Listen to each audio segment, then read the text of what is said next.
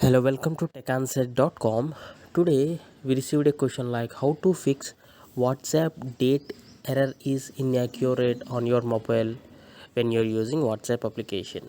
So, if you see like something like WhatsApp time and date error or inaccurate date, it may be due to the wrong time what you're having on your device or mobile. So we'll see how we can fix that. This is really easy.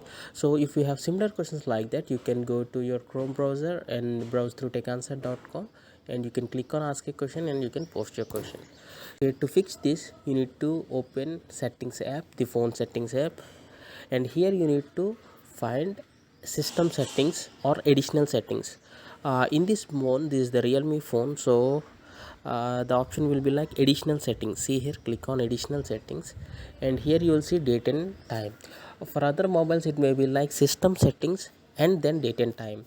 So by default, if you see something like network provided time, by any chance if it is wrong or something like that, just disable that. It will be right in 100%, but just do check this way, just off that and try to manually set your date to the current date, today's date.